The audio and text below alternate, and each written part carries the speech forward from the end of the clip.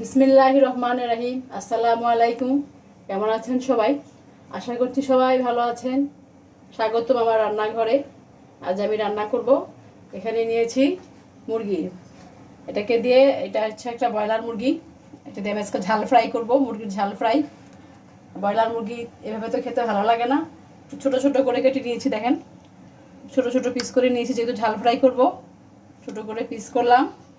এখানে নিয়েছি tomato tomato কাটা, আর এখানে রসুন বাটা, আদা বাটা, এটা হচ্ছে গরম মশলার গুঁড়া, দারচিনি, এলাচ, ধনে জিরার গুঁড়া, মরিচের গুঁড়া, লবণ। আর এখানে নিয়েছি একটু সস আর একটু বাদাম বাটা। যেহেতু ঝাল ফ্রাই করব, একটু গ্রেভি হবে, ঝোল থাকবে না, ভুনা ভুনা থাকবে একটু। এই চলুন আমরা রান্না করি এবার।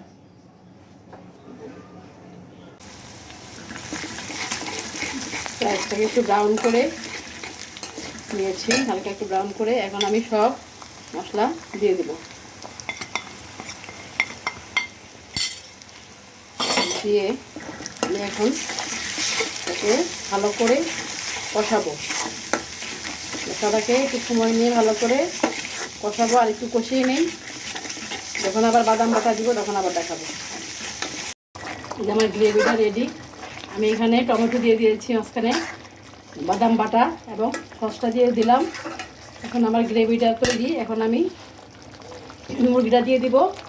আমার এই ঝোলে মুরগি আসবে, আমি আর কোনো ঝোল ইউজ করবো না। এখানে ব্রয়লার মুরগিতে বেশি ঝোল লাগে না, আর যেহেতু বলেছি একটু গ্রেভি টাইপ থাকবে, মুরগিটা থেকে এখন একটু পানি বের হবে। এখন এভাবে এটাকে আমি ভালো করে নেড়ে ছেড়ে রান্না করে একদম ফাইনাল লুকটা আপনাদেরকে দেখাবো। এখন আমার তো এটা হতে থাকুক, আমি পরে একদম লাস্ট দেখাবো। এই ঝোলে এটা হয়ে যাবে, বেশি ঝোল দিব না, তাহলে গ্রেভি থাকবে না, ঝোল ঝোল হয়ে যাবে। এই যে আমার মশলা চিকেন, দেখুন কালারটা, এটা একেবারে অনেক মজাদার হয়েছে। দেখুন কালারটা একদম গ্রেভি, ভুনা ভুনা। ফার্মের মুরগি যারা খেতে চান না, তারা এইভাবে রান্না করে খাবেন।